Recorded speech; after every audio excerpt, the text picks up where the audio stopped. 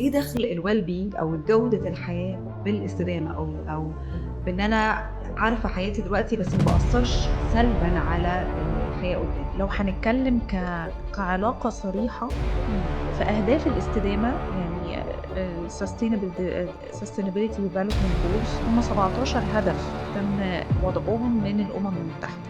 الهدف التالت هو اسمه بمنتهى البساطة good health and well-being، فده في حد ذاته هدف، يعني أنا عندي الصحة هدف. هنتكلم بقى على بقية ال17 هدف.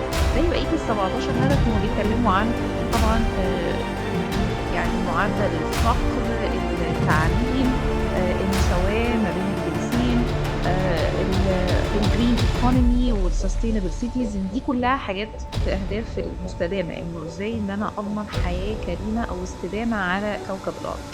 حلو.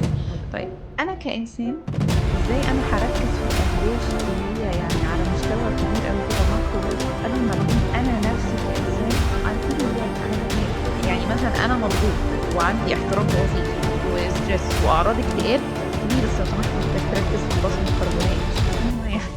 يعني مش هاركّز في نفسي بقى. أركّز في نفسنا الأول، أركّز في صح. نفسي الأول، علشان الشركات أصلًا تقدر إن هي تنفّذ أو تقوم بدورها، لو دورها بيخدم على مستوى الدولة وعلى مستوى الاقتصاد، تقوم بدورها في إن هي تبقى بتسعى في اتجاه الأهداف المستدامة، لازم يكون عندي أصلًا موظفين أنا مخلّي بالي منهم وقادرين إن هم يدّوا ويبقوا على مستوى هذه الأهداف.